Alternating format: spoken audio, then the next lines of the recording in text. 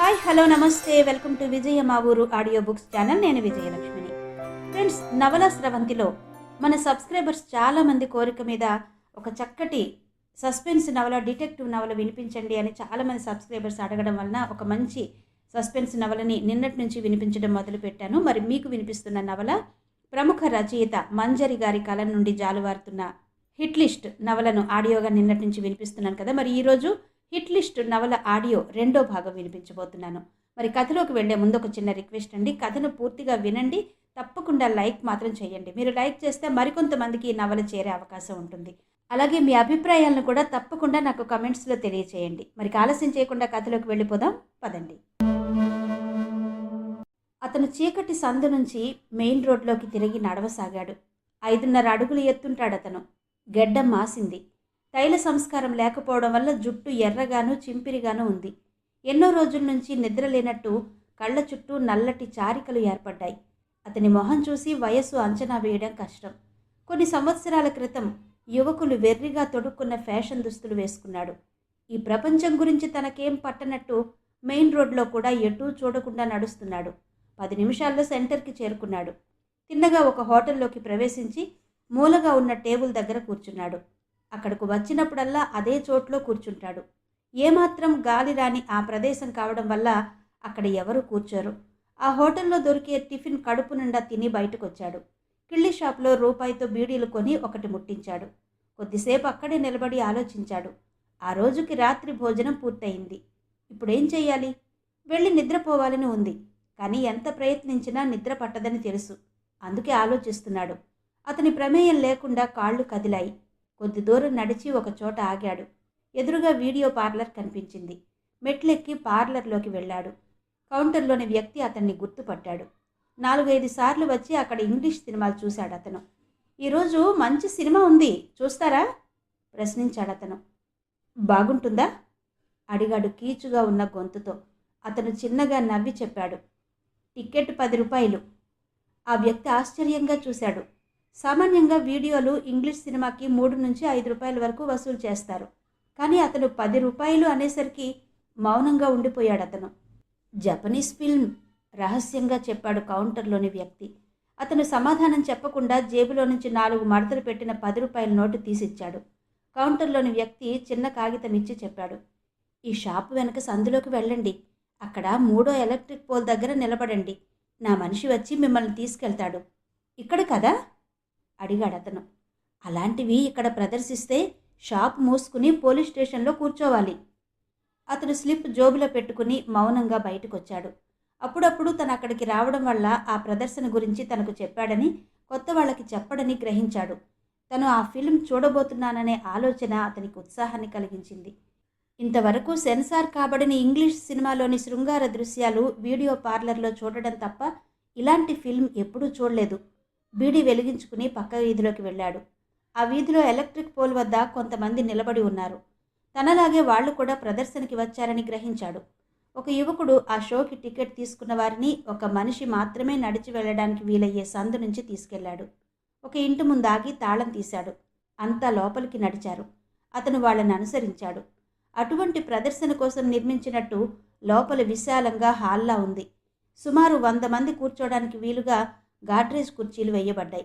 కుర్చీలకు ఎదురుగా గోడ పక్కన టేబుల్ పైన టీవీ, దానిపైన వీసీఆర్ అమర్చబడ్డాయి. అంతా తలో కుర్చీ ఆక్రమించారు. సినిమా హాల్లో మాదిరి నిషేధం లేదు కాబట్టి చాలామంది స్వేచ్ఛగా సిగరెట్లు కాలుస్తున్నారు. అంతవరకు గుప్పెట చాటున దాచుకున్న ఆరిపోయిన బీడీ ముక్క నోట్లో పెట్టుకుని వెలిగించాడతను. 10 నిమిషాల తర్వాత మరికొంతమందిని తీసుకొచ్చాడు ఆ యువకుడు. 3 వంతులు పైగా నిండాయి కుర్చీలు. చాలామంది సిగరెట్ కాల్చడం వల్ల గది పొగతో నిండిపోయింది. ఫ్యాన్ తిరుగుతున్నా గాలి బయటకు వెళ్లేందుకు మార్గం లేక కళ్ళు మండుతున్నాయి. తలుపు మూసి గడియ పెట్టి ఆ యువకుడు టీవీ వద్దకు వెళ్ళి స్విచ్ వేశాడు. బనియన్లో నుంచి క్యాసెట్ తీసి వీసీఆర్లో ఉంచాడు. చకచకా బటన్స్ నొక్కి ఆపరేట్ చేశాడు. క్షణాల్లో సినిమా మొదలైంది. ఓపెనింగ్ షాట్ నగ్నంగా నిద్రిస్తున్న అమ్మాయి మీద తీయబడింది. ఆ సినిమా 1 గంట సేపు సాగింది. నటీనటులు బట్టలు వేసుకున్న దృశ్యాలు 2 మాత్రమే ఉన్నాయి. అందులో కథంటూ ఏమీ లేదు. ఒక అమ్మాయితో 3 మగవారు, 4 అమ్మాయిలతో ఒక పురుషుడు. ఏమాత్రం రీజన్ లేకుండా సాగింది సినిమా. ఓ మూల కూర్చున్న అతను అటువంటి సినిమా మొదటిసారి చూడడం వల్ల తన శరీరంలో కలుగుతున్న సంచలనాన్ని తట్టుకోవడానికి అన్నట్టు తెచ్చుకున్న బీడీలు మొత్తం కాల్చేశాడు. శరీరంలో ప్రవహిస్తున్న రక్తం వేడెక్కి అతని కళ్ళు ఎర్రబడ్డాయి. సినిమా పూర్తయ్యేసరికి ఆ గదిలోని గాలి వేడెక్కింది. అప్పుడు గమనించాడు కుర్చీలు మొత్తం నిండిపోయి ఉండడం. ఆ గది నుండి బయటకొచ్చిన తర్వాత ప్రేక్షకులు గుండెల నిండా చల్లటి గాలి పీల్చుకున్నారు. అతను ఎప్పట్లా తల వంచుకుని నడవసాగాడు. అతని మెదడు అల్లకల్లోలంగా ఉంది. ఆలోచించడానికి మస్తిష్కం సహకరించడం లేదు. తను ఎప్పుడూ చూడని విధంగా స్త్రీని నగ్నంగా తెర మీద చూశాడు. ఆ దృశ్యాలు మెదడుని అంటిపెట్టుకుని ఉండిపోయినా అతని బుర్రలో మాత్రం ఓ ప్రశ్న గాఢంగా కదులుతోంది. ఆడవాళ్లు ఎందుకలా ప్రవర్తిస్తారు? అతను నడుస్తూ ఊరి చివరకు చేరుకుని ఓ కాలనీలోకి ప్రవేశించాడు. ప్రభుత్వం వారు బలహీన వర్గాల వారి కోసం కొత్తగా నిర్మించిన కాలనీ కావడం వల్ల కరెంటు దీపాలు లేవు. ఇళ్లని ఆవరించి చీకటి దట్టంగా అతని మెదడులో పేరుకున్న చీకటిలా ఉంది. అతను చప్పున ఆగాడు. ఒక క్వార్టర్ నుండి 2 ఆకారాలు బయటకొచ్చాయి. వాళ్ల మాటలు స్పష్టంగా వినిపిస్తున్నాయి. రేపు రాత్రికి వచ్చేస్తావా? అడిగింది స్త్రీ. ప్యాసింజర్ బండికి బయలుదేరి వచ్చేస్తాను చెప్పాడు పురుషుడు. అతను నిశ్శబ్దంగా ఓ క్వార్టర్ గోడ పక్కకి తప్పుకుని నిలబడ్డాడు. మా అప్పని తోలుకురా. మీ అప్పని మేపడానికి నీ అబ్బ సొమ్మేం లేదు ఇక్కడ అన్నాడు ఆ పురుషుడు. ఆ స్త్రీ చిన్నగా నవ్వింది. అతను అలా అంటాడు గాని తన అప్పని తీసుకొస్తాడని తనకి తెలిసినట్టు. మా అమ్మని నా వాటా సొమ్ము అడుక్కొచ్చాయి. సర్లే చెప్పి పురుషుడు అక్కడి నుంచి బయలుదేరాడు. అతను కాలనీ దాటే వరకు చూసి ఆ స్త్రీ లోపలికి వెళ్ళి తలుపు మూసుకుంది. వాళ్ళ మాటలు విన్న తర్వాత అతను చాలాసేపు అక్కడే నిలబడ్డాడు. అలవాటుగా జేబులో చెయ్యి పెట్టాడు. బీడీలు తగల్లేదు. అతని మెదడులో ఆలోచనలు అస్తవ్యస్తంగా కదలసాగాయి. చివరకు అతని బుర్రలో ఒక ఆలోచన రూపుదిద్దుకుంది. గోడ పక్క నుండి బయటకొచ్చి చుట్టూ చూశాడు. క్వార్టర్ చుట్టూ దడిలా కట్టిన కర్రలు చూసి లావుపాటి కర్రను విరిచాడు. అర్ధగజం పొడవు ముక్క చేతికొచ్చింది. దాన్ని పట్టుకుని ఆ క్వార్టర్ వైపు నడిచాడు. తలుపు దగ్గర నిలబడి కొన్ని క్షణాల పాటు చెవులు రిక్కించి విన్నాడు. ఎటువంటి చప్పుడు వినిపించలేదు. చుట్టూ ఓ మారు చూశాడు. అంతా నిశ్శబ్దంగా ఉంది. తలుపు తట్టాడు. ఎవరు? లోపల నుంచి వినిపించింది. అంతకుముందు తను విన్న స్త్రీ గొంతేనని గ్రహించాడు. డబ్బులు మర్చిపోయాను తన గొంతు గుర్తుపట్టకుండా అస్పష్టంగా చెప్పాడు. తలుపు తెరుచుకుంది. అతని కుడి చెయ్యి మెరుపులా కర్రతో పాటు లేచింది. ఫట్ మనే చప్పుడుతో ఆమె తల మీద దెబ్బ పడింది. ఆమె నేల కూలడం, అతను ముందుకు కదిలి అరవకుండా నోరు ముయ్యడం ఒకేసారి జరిగింది. ఆమె శరీరం బాధతో కొట్టుకుపోసాగింది. వెచ్చటి నెత్తురు అతని చేతుల మీదకు పాకింది. కొన్ని నిమిషాల పాటు ఆమె నోటికి తన చేతిని అలాగే అదిమిపట్టి ఉంచాడు. ఆమె శరీరంలో చలనం ఆగిపోయింది. అతను ఆమె శరీరాన్ని నేల మీద పడుకోబెట్టి చేతి కంటిన రక్తాన్ని చీరకి తుడిచాడు. శరీరాన్ని పక్కకి లాగి తలుపు మూశాడు. గదిలో మసగ్గా వెలుగుతున్న కిరసనాయిల బుట్టి అందుకుని వత్తి పెంచాడు. ఆ వెలుగులో గదిని పరీక్షగా చూశాడు. ఒక మూల మంచం మీద చంటిపిల్ల నిద్రపోతోంది. దీపం తీసుకుని గుమ్మం దగ్గరకొచ్చాడు. ఆ స్త్రీకి 40 సంవత్సరాలుంటుంది వయస్సు. తల దగ్గర రక్తం మడుగులా కట్టింది. అతను చెక్క కుర్చీని ఆమె శరీరం దగ్గరగా లాగి దానిమీద దీపం ఉంచాడు. అతి కష్టం పైన ఆమె శరీరం నుండి దుస్తులు వేరు చేశాడు. ఆ దృశ్యాన్ని చూసి ప్రకృతి రోధిస్తున్నట్టు ఒక్కొక్క చినుకు భూమిని తాకి క్రమంగా కుంభవృష్టిగా రూపాంతరం చెందింది. దీపం నుండి వెలువడుతున్న జ్వాల వణికిపోతున్నట్టు రెపరెపలాడసాగింది. రామయ్య రైల్వే స్టేషన్ వైపు నడవసాగాడు. అనకాపల్లి దగ్గరున్న ఓ పల్లెటూరు నుంచి 4 సంవత్సరాల క్రితం కుటుంబాన్ని తీసుకుని విజయవాడ వచ్చాడతను. పొట్ట చేత పట్టుకుని రిక్షా కార్మిక వృత్తిని చేపట్టాడు. ప్రస్తుతం రిక్షా కార్మికుడిగా అతను బాగానే బతుకుతున్నాడు. విజయవాడ వచ్చిన తర్వాత కొంతకాలం తిండి లేకుండా రైల్వే స్టేషన్ దగ్గర ఫుట్పాత్ మీద ఉండేవాడు. క్రమంగా పరిస్థితులు చక్కబరుచుకుంటూ వచ్చాడు. విజయవాడ వచ్చిన 2వ సంవత్సరం తల్లిపోయింది. అసెంబ్లీ ఎన్నికల్లో ఓ పార్టీ తరపున ప్రచారానికి అతని రిక్షా ఉపయోగించుకున్నారు. ఎన్నికల్లో అఖండ మెజారిటీతో గెలిచి ఆ పార్టీ అధికారానికి వచ్చింది. బలహీన వర్గాల వారి కోసం నిర్మించిన ఇళ్లలో ఒకటి అతనికి ఇవ్వబడింది. స్వగ్రామంలో ఉంటున్న తమ్ముడికి పెళ్లి సంబంధం వచ్చింది. తమ్ముడు తప్ప అతనికి బంధువులు లేరు. ఒకనాడు తిండి లేక ఇబ్బందులు పడుతున్న స్థితిలో తమ్ముణ్ణి కామందు దగ్గర పాలేరుగా ఉంచి తల్లిని పెళ్ళాన్ని తీసుకుని వచ్చేశాడు. ఇప్పుడు తమ్ముడు పెళ్లి గురించి మాట్లాడి రావడానికి అనకాపల్లి వెళుతున్నాడు. హఠాత్తుగా చినుకులు మొదలయ్యాయి. రామయ్య తొందరగా అడుగులు వేయసాగాడు. 100 గజాలు కూడా వెళ్లకముందే వర్షం అధికమైంది. ఓసారి ఆకాశం వంక విసుగ్గా చూసి, నీకే వచ్చిందే అని ఓ షాప్ అరుగున ఆశ్రయించాడు. అక్కడి నుంచి స్టేషన్ ఇంకా 1/2 కిలోమీటర్ ఉంటుంది. వర్షం తగ్గడానికి అరగంట పట్టింది. రామయ్య గబగబా స్టేషన్ వైపు నడిచాడు. జేబులో నుంచి డబ్బులు తీసి కౌంటర్లో చెయ్యిని పెట్టి అడిగాడు. అనకాపల్లికో టికెట్ ఇవ్వండి. ఏ రైలుకి వెళతావు? గోదావరికి. గోదావరి ఇప్పుడే వెళ్ళిపోయింది. తిరిగి 4:30 రైలుకి వెళ్తే మధ్యాహ్నం 12 అవుద్ది. పనులు చూసుకుని సాయంకాలం తిరిగి రావడం కుదరదు. కొన్ని క్షణాలు ఆలోచించి వెనక్కి తిరిగాడు అతను. 20 నిమిషాల్లో ఇంటికి చేరుకుని తలుపు తట్టాడు. బట్టలు తొడుక్కుని బయటకు రావడానికి తలుపు దగ్గరకు వచ్చిన అతను తలుపు చప్పుడు కావడంతో తుళ్ళిపడ్డాడు. చప్పున దీపం ఆర్పేశాడు. చంద్రీ, తలుపు తీ. తలుపు తడుతున్న శబ్దం వినిపించింది బయట నుంచి. అతను దిక్కుతోచనట్టు గోడకి చారబడ్డాడు. గుండెలు వేగంగా కొట్టుకోసాగాయి. చెమటతో శరీరం తడిసిపోయింది. హఠాత్తుగా శరీరంలోని శక్తి హరించుకుపోయినట్టు కాళ్ళు చేతులు ఆడడం లేదు. మరోసారి పిలవడం వినిపించింది. అతను తేరుకున్నాడు. గోడ పక్క నుండి ఏమాత్రం కదలకుండా చెయ్యి సాచి గడియ తీసి అలాగే ఉండిపోయాడు. ఎంతలోనే ఒళ్ళు తెలియకుండా పడుకున్నావా? అడుగుతూ లోపలికొచ్చాడు రామయ్య. దారికి అడ్డంగా శరీరం ఉండడంతో కాళ్ళకి తగిలి తూలిపడ్డాడు. సరిగ్గా అప్పుడే గుమ్మం దాటి చీకట్లోకి పరిగెత్తాడతను. నిలదొక్కున్న రామయ్య ఆ చప్పుడుకి బయటకొచ్చాడు. చీకట్లో ఎవరో పరుగెడుతున్న అడుగుల సవ్వడి వినిపించింది. రామయ్య ఆలోచిస్తూ లోపలికొచ్చి అగ్గిపుల్ల వెలిగించాడు. ఆ కాంతిలో చచ్చిపడున్న చంద్రి నగ్న శరీరం కనిపించింది. కెవ్వుమని అరిచాడతను. ఆ అరుపుకి ముందుగా మంచం మీద పడుకుని నిద్రపోతున్న చిన్నపిల్ల లేచింది. అదే రాత్రి పోలీస్ స్టేషన్లో హత్య గురించి రిపోర్ట్ ఇచ్చాడు రామయ్య. ఆ స్టేషన్ సబ్ ఇన్స్పెక్టర్ భరద్వాజ్ కొత్తగా ఉద్యోగంలో చేరిన యువకుడు. వార్త తెలిసిన మరుక్షణం గవర్నమెంట్ డాక్టర్కి కబురు పంపి తన సిబ్బందితో హత్యా స్థలానికొచ్చాడు. అప్పటికింకా తెల్లవారలేదు. Petromax light వెలిగించారు. హత్య సంగతి తెలిసి కొద్దిమంది కాలనీ వారొచ్చారు అక్కడికి. చంద్రమ్మ శరీరాన్ని పరీక్షగా చూశాడు భరద్వాజ్. అదతనికి మొదటి హత్య కేసు. శవాన్ని చూసిన మరుక్షణం అతనికి వికారం కలిగింది. శవం గుమ్మం దగ్గర పడి ఉంది.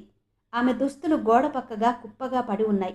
1/2 మీటర్ పొడవు గల లావుపాటి కర్ర ముక్క మీద భరద్వాజ్ దృష్టి నిలిచింది. కర్రకి ఒకవైపు రక్తం అంటింది.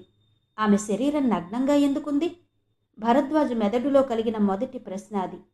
సాలోచనగా తల పంకించాడతను. ఆమె బట్టల్ని తీసుకుని చూశాడు. చీర చెంగుకి జాకెట్కి రక్తం అంటుకుని కనిపించింది. లంగాకి తెగిపోయిన బొందు వేలాడుతోంది.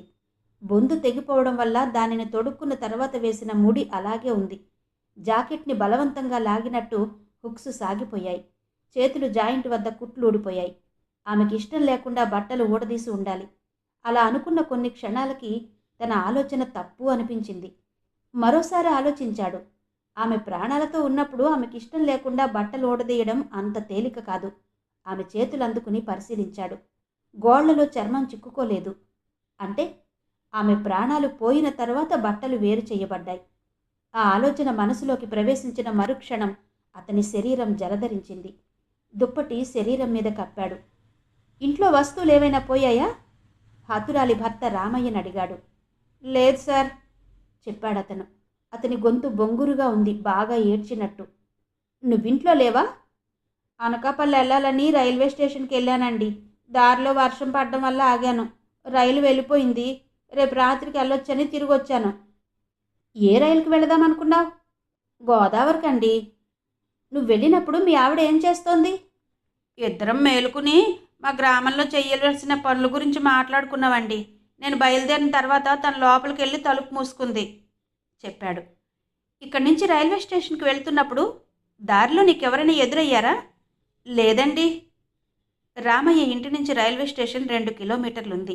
నడిచి వెళ్ళడానికి అరగంట పడుతుంది. తిరిగి రావడానికి మరో అరగంట. మధ్యలో వర్షం వల్ల అరగంట ఆగిపోయాడు. 1.5 గంటల వ్యవధిలో హత్య జరిగింది. అంటే హంతకుడు ఇక్కడే ఉండి రామయ్య వెళ్లడం చూసి ఉంటాడు. నువ్వింటికొచ్చేసరికి తలుపు మూసి ఉందని, 3 సార్లు తట్టిన తర్వాత తలుపు తెరుచుకుందని, నువ్వు లోపలికి వెళ్ళిన తర్వాత ఒక ఆకారం ఇంట్లో నుంచి చీకట్లోకి పరిగెత్తిందని చెప్పావు. ఆ ఆకారం ఎలా ఉంది? చీకట్లోకి పరిగెడుతున్న చప్పుడు వినిపించింది తప్ప ఆకారాన్ని చూడలేదండి. రామయ్య తిరిగొచ్చే వరకు హంతకుడు ఇంట్లోనే ఉన్నాడు. అప్పటికే చంద్రమ్మ ప్రాణాలు వదిలింది కాబట్టి హంతకుడు తలుపులు తీశాడు. రామయ్య లోపలికొచ్చినప్పుడు హంతకుడు వెనక నుంచి పారిపోయాడు. ఆ చప్పుడే రామయ్య విన్నాడు. అతను గనుక చురుగ్గా ప్రవర్తించి ఉంటే హంతకుడు తప్పకుండా దొరికిపోయేవాడు. ఒక జీప్ వచ్చి క్వార్టర్ ముందు ఆగింది. అందులో నుంచి ప్రభుత్వ డాక్టర్ దిగాడు. ఓ కానిస్టేబుల్ వెళ్ళి డాక్టర్ని తీసుకొచ్చాడు. భరద్వాజ్ డాక్టర్ వైపు చూడకుండా కాలనీలో నివసించే ఒక అతన్ని పక్కకు తీసుకెళ్లాడు. డాక్టర్ హుందాగా నడవడానికి ప్రయత్నిస్తూ ఓరగా భరద్వాజ్ వైపు చూశాడు. అతని దవడ కండరం బిగుసుకుంది. చంద్రమ్మ ఎటువంటిది? అడిగాడు భరద్వాజ్ తను తీసుకెళ్లిన వ్యక్తిని. ఆవిడ చాలా మంచిదండి, చెప్పాడు అతను తడుముకోకుండా. ఈ కాలనీలో నివసించే మగవారితో ఆమెకు సంబంధం ఉందా? ఆమె అటువంటిది కాదండి. రామయ్యకి చంద్రమ్మకి మధ్య ఇంతకు ముందు గొడవలేమైనా ఉన్నాయా? లేవండి. వాళ్ళు ఇక్కడికి వచ్చిన తర్వాత ఎప్పుడూ దెబ్బలాడుకోలేదు. అవే ప్రశ్నలు మరో వ్యక్తిని అడిగాడు. అతను చెప్పిన జవాబుల ద్వారా ఓ కొత్త విషయం తెలిసింది. ఆ కాలనీకి వచ్చిన కొత్తలో రామయ్య ఒక తాపీ మేస్త్రి వాళ్లతో కొంతకాలం తిరిగాడు. సంవత్సరం క్రితం ఆ తాపీ మేస్త్రి మరో ఊరు వెళ్ళిపోయాడు. అప్పుడే చంద్రమ్మ మొగుడుతో గొడవ పెట్టుకుని పుట్టింటికి పోయింది. మర్నాడు రామయ్య వెళ్ళి ఆమెను తీసుకొచ్చాడు. కానిస్టేబుల్ శవం మీద నుంచి దుప్పటి తొలగించాడు. డాక్టర్ చంద్రమ్మ శవాన్ని పరీక్షించసాగాడు. అరగంట తర్వాత కానిస్టేబుల్తో చెప్పాడు డాక్టర్, తల మీద బలమైన గాయం తగలడం వల్ల మరణం సంభవించింది. మరణానికి ముందు గాని తర్వాత గాని రతిలో పాల్గొంది. మిగతా వివరాలు పోస్టుమార్టం రిపోర్ట్లో రాస్తాను. డాక్టర్ బయటకొచ్చి చకచకా వెళ్ళి జీప్ ఎక్కాడు. భరద్వాజ్ చుట్టుపక్కల వారితో మాట్లాడుతూనే ఉన్నాడు. జీప్ కొంత దూరం వెళ్ళిన తర్వాత డ్రైవర్ని అడిగాడు డాక్టర్. భరద్వాజ్ ఇక్కడికి వచ్చి ఎంతకాలమైంది? 2వ సంవత్సరం పూర్తి కావస్తోంది సార్. అతను ప్రొబేషనర్ కదూ? అవును సార్. ఇప్పుడే అంత పొగరైతే 4-5 సంవత్సరాల సర్వీసు పూర్తి చేస్తే అతని కళ్ళు పూర్తిగా మూసుకుపోతాయేమో, స్వాగతంలా అన్నాడు డాక్టర్. డిసెంబర్ 31 రాత్రి తాగి ఒక యువతిని అల్లరి చేస్తున్న కొంతమంది యువకుల్ని అదుపులోకి తీసుకున్నాడు సబ్ ఇన్స్పెక్టర్ భరద్వాజ్. విశాఖపట్నంలో మెడిసిన్ చదువుతున్న ఆ డాక్టర్ కొడుకు కూడా వాళ్లలో ఉన్నాడు. అతను తను ఫలానా డాక్టర్ కొడుకునని భరద్వాజ్తో చెప్పాడు. అది చెబుతున్నప్పుడు ఆ యువకుని కళ్లలో కదులుతున్న నిర్లక్ష్యాన్ని భరద్వాజ్ గమనించాడు. ఆ డాక్టర్ కొడుకు చెంప చెళ్ళుమంది. ఒక డాక్టర్ కొడుకువి, మెడిసిన్ చదువుతున్న యువకుడివి, ఒక అమ్మాయిని నడి రోడ్డు మీద నిలబెట్టి బట్టలు విప్పడానికి ప్రయత్నించడం నేరమని తెలీదా?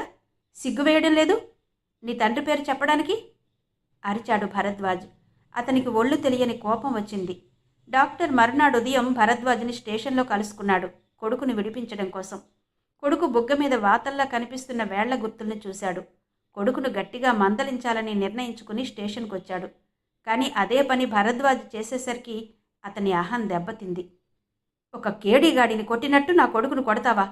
కమిషనర్తో మాట్లాడి నిన్ను వెంటనే ట్రాన్స్ఫర్ చేయిస్తాను, కోపంగా సిబ్బంది ముందు అరిచాడు డాక్టర్. అతనికి జీవితంలో మొదటిసారి వచ్చిందంత కోపం.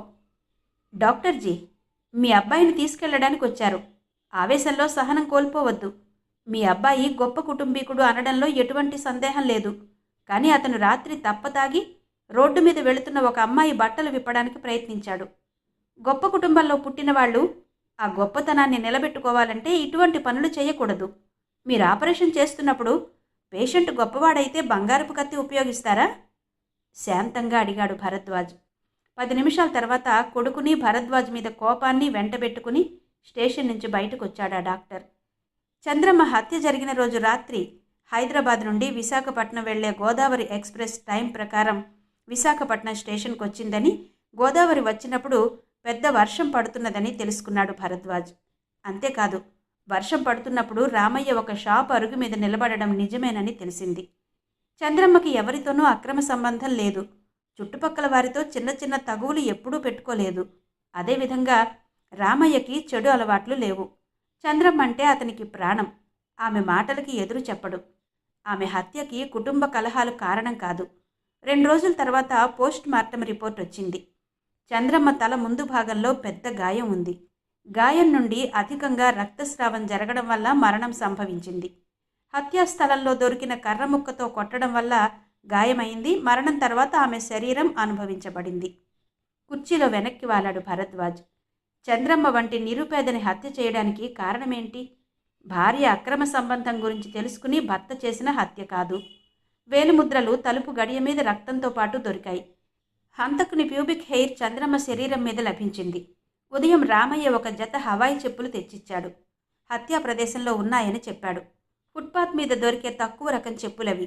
బాగా అరిగిపోవడం వల్ల వాటి సైజు తెలియడం లేదు. కానిస్టేబుల్ను పంపి వాటి సైజు తెలుసుకుని రమ్మన్నాడు. కోర్టులో నిరూపించడానికి అవసరమైన సాక్ష్యాలు సిద్ధంగా ఉన్నాయి. అయితే హంతకుడే లేడు. మద్రాస్ గెస్ట్ హౌస్ నుంచి బయటకొచ్చాడు జీరో. ఎప్పుడూ రద్దీగా ఉండే రైల్వే స్టేషన్ వైపు చూస్తూ కాసేపు నిలబడ్డాడు. అక్కడి నుండి కదిలి కన్నాట్ ప్లేస్ వైపు నడవసాగాడు. శరీరానికి తగిన శ్రమ లేకపోవడం వల్ల నడుస్తుంటే శరీరంలోని నరాలు ఉత్తేజితం కాసాగాయి. ప్రతిరోజు కొద్దిసేపు అలా నడిచి యాక్టివ్నెస్ని పదును పెడుతున్నాడు. మానసికంగా విశ్రాంతి తీసుకోవాలన్న ఉద్దేశంతో 3 నెలల సెలవు పెట్టాడు జీరో. కానీ ఆ సెలవుని ఏ విధంగా ఉపయోగించుకోవాలో అర్థం కావడం లేదు. ఏ పని లేకుండా ఆలోచిస్తూ గడపడం ఎంత కష్టమో అతనికి తెలిసొచ్చింది.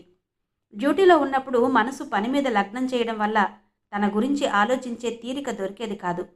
పని చేయడం అలవాటు లేని మనిషి పని చేయడం ఎంత కష్టమని భావిస్తాడో, నిత్యం పనిలో మునిగి తేలే మనిషి పని చేయకుండా కూర్చోవడం అంతకంటే కష్టం అనుకుంటాడు. ప్రస్తుతం జీరో పరిస్థితి కూడా అలాగే ఉంది.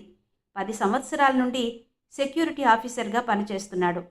పార్లమెంటు సభ్యుని మొదలుకొని దేశ ప్రధాని వరకు వివిధ నాయకులకు సెక్యూరిటీ ఆఫీసర్గా పనిచేశాడు. ప్రధానమంత్రితో ఎన్నో దేశాలు తిరిగాడు. ప్రధానికి రక్షణ కల్పించడం అంటే ఆషామాషీ వ్యవహారం కాదు. ప్రమాదం కలిగించాలనుకునే వ్యక్తికి ఎన్నో అవకాశాలు. ఒళ్ళంతా కళ్ళు చేసుకుని రాబోయే ప్రమాదం ఎదుర్కోవడానికి సిద్ధంగా ఉండాలి. ప్రమాదం ఏ రూపంలో వస్తుందో తెలియదు. ప్రమాదాన్ని పసిగట్టి క్షణాల్లో నిర్ణయం తీసుకుని ఎదుర్కోవాలి. సెక్యూరిటీ ఆఫీసర్ డ్యూటీ కత్తి మీద సాములా ఉంటుంది. ప్రమాదాన్ని సకాలంలో నివారించకపోతే అతను కూడా ప్రాణాలు పోగొట్టుకుంటాడు. విధి నిర్వహణలో ఒక్క క్షణం ఏమరపాటుగా ఉన్న సెక్యూరిటీ ఆఫీసర్ పనికి అతను పనికిరాడు. 8 సంవత్సరాల క్రితం భారతదేశంలో మొదటిసారి రక్షక భటులు దేశ ప్రధానిని హత్య చేశారు. ప్రధాని హత్య సెక్యూరిటీ విభాగాన్ని పెద్ద కుదుపుకి గురిచేసింది. ఎన్నో మార్పులు చేపట్టబడ్డాయి. అప్పటి నుంచి దేశంలో సెక్యూరిటీ అవసరాలు పెరుగుతూ వచ్చాయి. 3 రోజుల పాటు తుప్పల్లో దాక్కున్న వ్యక్తి ఒకడు ప్రధానిని రివాల్వర్తో కాల్చాడు. శ్రీలంకలో సైనిక వందనం స్వీకరిస్తున్న భారత ప్రధాని మీద ఒక సైనికుడు తుపాకీతో దాడి చేశాడు. ఈ సంఘటనలు సెక్యూరిటీ విభాగం మీద తమ ప్రభావం చూపాయి. భారత ప్రధానమంత్రి పదవికి ముప్పు పెరుగుతున్నది. ప్రధాని రక్షణ కోసం కమాండో ఫోర్స్ ఏర్పాటైంది. ఈ నేపథ్యంలో జీరో అంచెలుగా ఎదిగి ప్రధాని సెక్యూరిటీ విభాగంలోకి వచ్చాడు. సెక్యూరిటీ ఆఫీసర్గా పనిచేస్తున్న వ్యక్తి క్రమంగా సంఘ జీవితం మర్చిపోతాడు. సెక్యూరిటీ ఆఫీసర్ తన ఇష్టం వచ్చినట్టు ప్రవర్తించడం సాధ్యం కాదు. డ్యూటీ, విశ్రాంతి తప్ప మరో ఆలోచన కలగడానికి ఆస్కారం ఉండదు. ఎప్పుడైనా అతను తన దృష్టిని ఇతర వ్యాపకాల మీదకు మళ్లిస్తే ఆ విషయం డిపార్ట్మెంటుకు తెలిసిపోతుంది. ఒక కొత్త వ్యక్తితో పరిచయం చేసుకుంటే ఆ వ్యక్తి డిపార్ట్మెంట్ చేత నిశ్చితంగా పరిశీలించబడతాడు. సెక్యూరిటీ ఆఫీసర్ వేసే ప్రతి అడుగు గమనించబడుతుంది. ప్రస్తుతం సెక్యూరిటీ విభాగం పటిష్టంగా పనిచేస్తున్నదనేది నిజమే అయినా నాయకులకు, అధికారులకు హాని కలిగించే వాళ్ళు సెక్యూరిటీ కవచాన్ని ఛేదించే తెలివితేటలతోనూ ఆయుధాలతోనూ రంగంలో ఉన్నారన్నది కూడా నిజమే. సెక్యూరిటీ విభాగంలో పనిచేసే మనిషి తన వృత్తికి న్యాయం చేయలేకపోతున్నాననే అనుమానం కలిగితే అతను ఆ వృత్తి నుండి తప్పుకోవడం మంచిది. అందుకే జీరో 3 నెలలు సెలవు పెట్టాడు. ఇప్పుడు అది గుదిబండలా తయారైంది. వృత్తిలో కొనసాగుతున్నప్పుడు డ్యూటీ పూర్తయిన అనంతరం ఒక పెగ్ విస్కీ తాగి భోజనం చేసి హాయిగా నిద్రపోయేవాడు. ఇప్పుడు ఒక ఫుల్ బాటిల్ తాగినా నిద్ర రావడం లేదు. ప్రతి క్షణం గుప్తా రూపం కళ్ల ముందు కదులుతోంది. తన నిర్లక్ష్యం వల్లనే అతను మరణించాడనే ఆలోచన గుండెల్ని పిండేస్తోంది. ఆలోచిస్తూ ట్రాఫిక్ తప్పించుకుని రోడ్డు క్రాస్ చేసి ప్లాజా థియేటర్ దాటాడు. ఓ షాపు దగ్గరికి వెళ్ళి క్యూలోకి నిలబడ్డాడు. ఆ షాపుకి బీర్ అండ్ వైన్ అనే బోర్డు వేలాడుతోంది. రాత్రి 7 గంటల లోపు తమకి కావలసిన లిక్కర్స్ అక్కడ కొనుక్కోవాలి. 7 దాటితే అవి లభించవు. సాయంకాలం 5 గంటల తర్వాత ఏదైనా షాపు వద్ద క్యూ కనిపిస్తే అది బీర్ అండ్ వైన్ షాపుగా గుర్తించవచ్చు. 7 అవుతుండగా ఒక విస్కీ బాటిల్ కొనుక్కుని రోడ్డు మీదకి వచ్చాడు జీరో. నెమ్మదిగా అక్కడి నుంచి రైల్వే స్టేషన్ వైపు నడవసాగాడు. ట్రాఫిక్ వేగంగా క్రాస్ చేసిన ఓ అమ్మాయి విసురుగా జీరోని గుద్దుకుంది. అతని చేతిలోని బాటిల్ కింద పడి భళ్ళున బద్దలైంది. లిక్కర్ తాలూకా వాసన గాలిలోకి వ్యాపించింది. జీరో ఆ అమ్మాయి వైపు చూశాడు. ఆమె అపరాధం చేసినట్టు చూసింది. సారీ సార్, రండి బాటిల్ కొనిస్తాను చెప్పింది. పర్లేదు చెప్పి ఫుట్పాత్ మీద నిలబడ్డ ఓ కుర్రవాడిని పిలిచి అతనికి 10 రూపాయల నోటిచ్చి గాజు పెంకుల్ని చూపించాడు. ఆ కుర్రవాడు గాజు పెంకులు తీసివేయడంలో మునిగిపోయాడు. మీరు కాదంటే నేను బాధపడతాను చెప్పిందా అమ్మాయి. చిన్నగా నవ్వాడు జీరో. మీరు తీసుకుందామన్నా దొరకదు, షాప్ మూసేశారు చెప్పాడు. ఆమె షాప్ వైపు చూసి తన దృష్టిని జీరో వైపు తిప్పింది. ఆమె కళ్ళలో ఆశ్చర్యం కనిపిస్తోంది. అంత హడావిడిలో కూడా వెనక వైపు షట్టర్ లాగి షాపు మూసిన శబ్దాన్ని అతను విన్నాడని గ్రహించడం వల్ల వచ్చిన ఆశ్చర్యం అది. ఏదో గుర్తు చేసుకున్నట్టు అడిగింది, ఈరోజు మీకు డ్యూటీ లేదా? జీరో విస్తుపోయాడు. తన భావాన్ని కనిపించకుండా తలూపాడు. ఆమెని తను ఎప్పుడూ ఎక్కడా చూడలేదనే విషయం అర్థమవుతూనే ఉంది. మీరు? నా పేరు హామిక.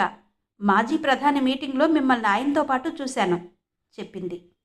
తనని గుర్తుపట్టేవాళ్లు ఎదురవుతారని జీరో ఎప్పుడూ అనుకోలేదు. ఆమె తనని ఎక్కడ చూసింది అనే విషయం ప్రధానం కాదు. ఎందుకంటే మాజీ ప్రధానిగా ఉన్నప్పుడు లేనప్పుడు కూడా ఆయనతో ఎన్నో సమావేశాలకు హాజరయ్యాడు. ఇప్పుడు మీకేమైనా ఎంగేజ్మెంట్ ఉందా అడిగిందామె. అప్పుడు చూశాడు జీరో ఆమెని పరీక్షగా. లేదు. దేనికి? ఇంట్లో బోర్ కొడుతుంటే పిక్చర్ చూడాలనిపించి ఇలా వచ్చాను. టికెట్స్ దొరకలేదు. మీరు కలిసిన సందర్భంగా పార్టీ చేసుకుందాం. ఇంటి దగ్గర స్కాచ్ ఉంది చెప్పింది. జీరో కొన్ని క్షణాలు మౌనంగా ఉండిపోయాడు. అతని కుడి చెయ్యి ప్యాంటు జేబులోకి వెళ్ళింది. చేతివేళ్లు జేబులోని కాగితం ముక్కని ఉండలా చుట్టాయి. సంశయించకండి, ఇంట్లో ఎవరూ లేరు చిన్నగా నవ్వుతూ చెప్పింది. ఆమె నవ్వులో ఆహ్వానం ఉంది. పదండి అన్నాడు జీరో. హామిక రోడ్డు అవతల నిలిపిన కారు వైపు నడిచింది. ఆమె డ్రైవింగ్ సీట్లో కూర్చున్న తర్వాత జీరో పక్కన కూర్చున్నాడు. కారులో కూర్చుంటున్నప్పుడు అతని కుడి చెయ్యి బయటకు వచ్చి వేళ్ల మధ్య చిక్కుకున్న కాగితాన్ని నేల మీద వదిలింది. హామిక కారు స్టార్ట్ చేసి ట్రాఫిక్లోని మిగతా వాహనాలతో పాటు పోనిచ్చింది. ఓ క్షణం ఆమె కదలికల్ని చూశాడు జీరో. ఢిల్లీ నగరంలో సాయంకాలం 5 గంటలకు జనసంచారం విపరీతంగా ఉంటుంది. రాత్రి 7 దాటిన తర్వాత జనసంచారం క్రమంగా పల్చబడుతుంది. అప్పటికి వ్యాపారులు తమ షాపులు మూసేస్తారు. రోడ్డు మీద జనసంచారం తగ్గుతోంది. ఏంటి ఆలోచిస్తున్నారు అడిగింది హామిక తన దృష్టిని డ్రైవింగ్ మీద లగ్నం చేసి. ఏం లేదు అన్నాడు జీరో. మీ దగ్గర రివాల్వర్ ఉందా? దేనికి?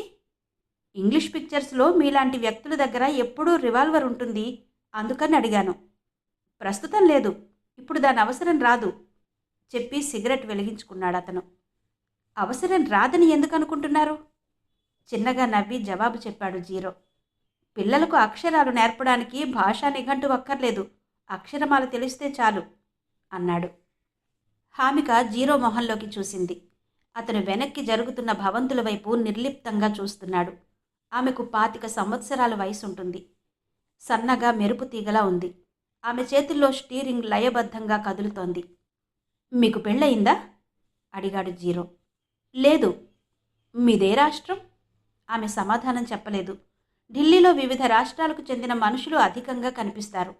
Karol Bagh, Connaught place, railway station, Supreme Court, parliament భవనం వంటి చోట్ల ఉంటారు. అంతేకాకుండా అన్ని రాష్ట్రాలకు చెందిన ఉద్యోగులు అక్కడ నివసిస్తారు. మనిషిని చూసి రాష్ట్రాన్ని కనుక్కోవడం కొంతమంది విషయంలో సాధ్యం కాదు. వాళ్ళు మాట్లాడే భాషలోని యాసను బట్టి తెలుసుకోవచ్చు. మీరు కాశ్మీరీ కదూ? ఆమె అయిష్టంగా తలూపింది. తన వివరాలు చెప్పడం ఆమెకి ఇష్టం లేదని గ్రహించాడు. 15 కిలోమీటర్ల దూరం వెళ్ళిన తర్వాత సెంట్రల్ బస్ స్టేషన్ దాటి ఓ బిల్డింగ్ దగ్గర కారు ఆపింది హామిక. ఆ బిల్డింగ్కి సమీపంలో ఇళ్లు లేవు. ఆమె కారు దిగి వెళ్ళి గేటు తాళం తీసి కారు లోపలికి తీసుకెళ్లి పార్క్ చేసింది. ఆమెతో పాటు బిల్డింగ్లోకి ప్రవేశించాడు జీరో. ఆమె తలుపుని లోపల నుండి లాక్ చేసింది. ఆ గది విశాలంగా ఉంది. దానిలో 2 సోఫాలు, 4 కుర్చీలు, వాటి మధ్య టీపాయ్ ఉన్నాయి. టీపాయ్ మీద న్యూస్ పేపర్, దాని పక్కన టెలిఫోన్ కనిపిస్తున్నాయి. గోడలకి రకరకాల పెయింటింగ్స్ వేలాడుతున్నాయి. ఎంతో జాగ్రత్తగా తీర్చిదిద్దినట్టుంది ఆ గది. మీరు కాఫీ తాగుతారా, టీ తాగుతారా అడిగింది హామిక. టీ చెప్పాడు జీరో. పేపర్ చూస్తుండండి, నేనిప్పుడే వస్తాను చెప్పి లోపలికి వెళ్ళింది. సోఫాలో కూర్చుని న్యూస్ పేపర్ అందుకుంటూ ఓ క్షణం పాటు టీపై వంక చూశాడు జీరో. న్యూస్ పేపర్కి టెలిఫోన్కి మధ్య యాస్ట్రే ఉంది. దాని నిండుగా సిగరెట్ పీకలున్నాయి. అవి 2 బ్రాండ్లకు చెందిన పీకలు. అతను న్యూస్ పేపర్ చదవసాగాడు. 10 నిమిషాల్లో ట్రే తీసుకుని వచ్చింది హామిక. దానిలో 2 కప్పులున్నాయి. జీరోకి ఒకటిచ్చి తనోటి తీసుకుంది. టీ తాగడం అయ్యాక చెప్పింది, బట్టలు మార్చుకుని వస్తాను. తలూపి జేబులో నుంచి సిగరెట్ ప్యాకెట్ తీసి వెలిగించుకున్నాడు. హామిక ఖాళీ కప్పులతో లోపలికి వెళ్ళిపోయింది. అతను సోఫాలో నుంచి లేచి పెయింటింగ్స్ చూడసాగాడు. ఆమె ఎవరు? తనతో ఆమెకి పనేంటి? ఆలోచిస్తూ ఒక్కొక్క పెయింటింగ్ చూస్తూ అడుగులు వేస్తున్నాడు. సరిగ్గా 5 నిమిషాల తర్వాత అతని శరీరం తూలింది. నిలదొక్కుని తల విదిలించాడు. తలలోని చైతన్యవంతమైన భాగాన్ని బలవంతంగా పట్టుకున్నట్టు, చుట్టూ చీకటి పేరుకున్నట్టు అనిపించింది. ఏమైంది తనకి? ప్రశ్నించుకున్నాడు. మరుక్షణం తుపాకీ తూటా తగిలినట్టు నేల మీద పడిపోయాడు. ఒక్క అంగుళం కూడా కదలకుండా అలాగే ఉండిపోయింది శరీరం. హామిక లోపల నుండొచ్చింది. స్పృహ తప్పి నేల మీద పడిన జీరోని చూడగానే అలా జరుగుతుందని ముందే తెలిసినట్టు ఆమె పెదవులు చిరునవ్వుతో విచ్చుకున్నాయి. ఫోన్ వైపు నడిచి రిసీవర్ తీసుకుని ఒక నెంబర్ డయల్ చేసింది. అవతల రిసీవర్ ఎత్తిన తర్వాత వినిపించింది. ఎవరు? నేను చెప్పింది. చెప్పు. పని పూర్తయింది. గుడ్. హామిక రిసీవర్ పెట్టేసింది. ఆమెకు ఎంతో సంతోషంగా ఉంది. అసాధ్యం అనుకున్న పని తేలిగ్గా పూర్తయింది. ఒంటరిగా తను సింహాన్ని బోనులో బంధించింది. మనసులో అనుకుంటూ బాత్రూం వైపు నడిచింది. ఆమెకో విషయం తెలీదు. ప్లాజా థియేటర్లో సినిమా చూడాలనుకుంటే వారం రోజుల ముందు అడ్వాన్స్ బుకింగ్ ద్వారా టికెట్ తీసుకుంటారు ఢిల్లీ వాసులు. అప్పటికప్పుడు వెళ్ళి టికెట్ తీసుకుని సినిమా చూడాలంటే సాధ్యం కాదు. సామాన్యంగా కరెంటు బుకింగ్లో టికెట్లు అమ్మే అవసరం ఆ థియేటర్కి ఎప్పుడూ రాదు. ఒకవేళ కరెంటు బుకింగ్లో టికెట్ దొరుకుతుందనుకుంటే 5 గంటలకి థియేటర్కి వస్తారు తప్ప సినిమా మొదలైన గంటకి రారు. ఇదంతా జీరో ఆలోచించాడని ఆమెకు తెలియదు. సింహాన్ని తను బోనులో బంధించానని ఆమె అనుకుంటోంది. కానీ తను బోనులోకి వెళుతున్నానని తెలిసే సింహం వచ్చిందని కూడా ఆమెకు తెలియదు. జీరో కళ్ళు తెరిచాడు. అంతా చీకటి. నయనాలు తమ శక్తిని కోల్పోయినట్టు ఏమీ కనిపించడం లేదు. నెమ్మదిగా కదలడానికి ప్రయత్నించాడు. శరీరం ఒక్క అంగుళం కూడా కదల్లేదు. ఏం జరిగింది? ప్రశ్న మనసులో ఉదయించింది. కానీ మెదడు జవాబు కోసం ఆలోచించడానికి సహకరించలేదు. శరీరంలోని శక్తి మొత్తం ఏదో యంత్రంతో తోడేసినట్టు నీరసంగా ఉంది. దాహంతో నాలుక పిడచకట్టుకుపోయింది. అలసటగా కళ్ళు మూసుకుని తిరిగి మగతలోకి జారిపోయాడు. కాలం బరువుగాను నిశ్శబ్దంగాను కదులుతోంది. చాలాసేపు గడిచిన తర్వాత తలుపు తెరుచుకుంది. 4 మనుషులు లోపలికొచ్చారు. లైట్ వెలిగింది. వాళ్లలో హామిక కూడా ఉంది. గది మధ్య ఓ కుర్చీ కనిపిస్తోంది. జీరో చేతులు కాళ్ళు కుర్చీకి కట్టివేయబడ్డాయి. గదిలోకి వచ్చిన మగవాళ్లు కుర్చీల్లో కూర్చున్నారు. హామిక జగ్గుతో నీళ్లు తెచ్చి జీరో తల మీద జల్లింది. అతను నెమ్మదిగా కదిలాడు. బరువుగా తలెత్తి బలవంతంగా కళ్ళు తెరిచాడు. అతని కళ్ళు చింతనిప్పుల్లా ఉన్నాయి. ఎదురుగా కుర్చీల్లో కూర్చున్న వాళ్ళు మసగ్గా కనిపించారు. హామిక జగ్గులోని నీళ్లు అతనితో తాగించి మిగిలిన నీళ్లు మొహం మీద జల్లింది. పోటెత్తిపోతున్న తలను విదిలించాడు జీరో. క్రమంగా అతను తేరుకున్నాడు. ఎదురుగా కూర్చున్న వాళ్ళు ఇప్పుడు స్పష్టంగా కనిపిస్తున్నారు. మీ హెడ్ క్వార్టర్స్ ఎక్కడుంది? అడిగాడు ఒకతను. హామిక వైపు చూసి చిన్నగా నవ్వి అడిగాడు జీరో. స్కాచ్ ఉందన్నావు? ఆమె చప్పున తల పక్కకు తిప్పుకుంది. నా ప్రశ్నకు సమాధానం చెప్పు. నిన్ను స్కాచ్లో ముంచి తీస్తాను. మీ హెడ్ క్వార్టర్స్ ఎక్కడుంది? మరోసారి అడిగాడు అతను. జీరో అతని వైపు పరిశీలనగా చూశాడు. ఆ వ్యక్తి సన్నగా ఉన్నాడు. మొహం నిండా స్ఫోటకపు మచ్చలు. మిగతా వాళ్ళని చూశాడు. భిన్నమైన ఆకారాలతో ఏబీసీలు మాదిరిగా ఉన్నారు ముగ్గురు. అంతా కూడబలుక్కున్నట్టు తన వైపే చూస్తున్నారు. మీ హెడ్ క్వార్టర్ ఎక్కడుందో చెప్పు అడిగాడు మరో అతను. మందిర్ మార్గ్లో ఉంది చెప్పాడు జీరో. గుడ్. మందిర్ మార్గ్లో ఎక్కడ ఉంది? ఉత్సాహంగా అడిగాడు వారిలో ఒకడు. బిర్లా మందిర్ పక్కన. దానిని గుర్తుపట్టడం ఎలా? చాలా తేలిక. బిల్డింగ్ గేటుకి సాహిత్య అకాడమీ అనే బోర్డు వేలాడుతుంటుంది. జీరో తనని ఆట పట్టిస్తున్నాడని అతను గ్రహించాడు. విపరీతమైన కోపం తన్నుకొచ్చింది. అతి కష్టం మీద తమాయించుకున్నాడు. నువ్విక్కడి నుంచి ప్రాణాలతో బతికి బయటపడాలంటే మేమడిగే ప్రశ్నలకు సరైన సమాధానాలు చెప్పాలి. మీరడిగిన ప్రశ్నలకే సమాధానం చెప్పాను. కావాలంటే నా జేబులో గుర్తింపు కార్డుంది చూడండి చెప్పాడు తొణక్కుండా. హామిక అక్కడి నుంచి లేచి వెళ్ళి కొన్ని క్షణాల తర్వాత ఒక ఫైల్తో తిరిగొచ్చింది. అంతవరకు జీరోని ప్రశ్నించిన వ్యక్తి ఆ ఫైల్ అందుకున్నాడు. ఫైల్ తెరిచి మొదటి పేజీ చూపించి చెప్పాడు. మిస్టర్ జీరో, నీ గురించి మాకు తెలియదని భ్రమపడకు. నీ చరిత్ర మొత్తం ఈ ఫైల్లో ఉంది. నీ దినచర్య కూడా ఇందులో నోట్ చేయబడింది. 6 నెలల నుండి మా మనిషి నిన్ను నీడలా అనుసరిస్తున్నాడు. ప్రతిరోజు నీ కార్యక్రమాలు మాకు తెలిసే ఏర్పాటు చేశాం. ఉదాహరణకి ఒక విషయం చెబుతాను. మే 20న ఉదయం 8 గంటలకు భువనేశ్వర్ నుండి విశాఖపట్నం వచ్చావు. సన్ అండ్ సీ హోటల్లో మే 21 మధ్యాహ్నం వరకు ఉన్నావు. అక్కడి నుంచి ఎయిర్పోర్టుకు వెళ్ళావు. జీరో మౌనంగా ఉండిపోయాడు. అతని మనసు నిండా ఆశ్చర్యం చోటు చేసుకుంది. అతను చూపించిన పేజీ మీద తన ఫోటో ఉండడం గమనించాడు. అంతేకాదు, అందులో బయోడేటా కూడా ఉంది. ఇంతలో ఫోన్ రింగ్ అయింది. హామిక వెళ్ళి 2 నిమిషాల తర్వాత వచ్చి అంది. రిసీవర్ ఎత్తితే ఎంగేజ్ చప్పుడైంది. బహుశా ఫోన్ పాడైందనుకుంటా. ఆ వ్యక్తి ఫైల్ నుండి ఒక ఫోటో తీసి జీరో కళ్ళ ముందు పెట్టి అడిగాడు. ఈ ఫోటో గుర్తుపట్టగలవా? అది యాస్మిన్ ఫోటో. పిల్లలతో కలిసి గ్రౌండ్లో ఆడుతుండగా తీసింది. హామికతో బయలుదేరుతున్నప్పుడు తను ప్రమాదంలోకి వెళుతున్నట్టు జీరోకి తెలుసు. ఆమెతో కావాలనే వచ్చాడు. అయితే వాళ్లు తను ఊహించిన దానికంటే ప్రమాదకరమైన వ్యక్తులని, తన కోసమే పటిష్టమైన పథకం రూపొందించారని ఊహించలేదు. జీరో నెమ్మదిగా తలపైకెత్తి తనని ప్రశ్నిస్తున్న వ్యక్తి వైపు చూశాడు. అతని కళ్ళలో సెక్యూరిటీ ఆఫీస్ కళ్ళలో కదలాడే నిర్భీతి చోటు చేసుకుంది. మీరు సేకరించిన వివరాలు చూస్తుంటే నాకు ముచ్చటేస్తుంది. పాప నాకు కూతురితో సమానం. నేను సెక్యూరిటీ విభాగంలో పనిచేస్తున్నాను. అయితే ఏంటంటావు? అడిగాడు. మాకు కొంత సమాచారం కావాలి. ఆ సమాచారం చెబితే నిన్ను వదిలేస్తాం. జీరో చిన్నగా నవ్వి అడిగాడు. చెప్పకపోతే? అతను బిగ్గరగా నవ్వాడు. చెప్పకపోతే ఏం చేస్తామో చెప్పమంటావా? యాస్మిన్ని ఇక్కడికి తీసుకొస్తాం. అప్పటికీ నువ్వు లొంగకపోతే చంపేస్తాం. తరువాత నీ వంతు. తన మాటలకి జీరో వణికిపోతాడనే భావంతో చెప్పాడతను. జీరో కళ్ళు భావరహితంగా కొన్ని క్షణాల పాటు ఆ వ్యక్తి కళ్ళలోకి చూశాయి. ఆ చూపు మెదడులోకి పాకుతున్నట్టు ఆ వ్యక్తి వెన్ను జలధరించింది. జీరో అనే వ్యక్తి ప్రాణాలు, యాస్మిన్ అనే 11 సంవత్సరాల పాప ప్రాణాలు దేశ రహస్యాల కంటే ఎక్కువ కాదని మీరు గ్రహించకపోవడం శోచనీయం. జీరో చచ్చిపోతే ఏమవుతుంది? సువిశాల భారతదేశంలో ఒక మనిషి తగ్గిపోతాడు. మీరడిగే దేశ రహస్యాల కంటే జీరో ప్రాణాలు ఎక్కువ కాదు. యాస్మిన్ చచ్చిపోతే దుఃఖించడానికి ఆమెకెవరూ లేరు. 4 రోజుల క్రితం ఓ సిటీ బస్సులో బాంబు పేలి 30 మంది చనిపోయారు.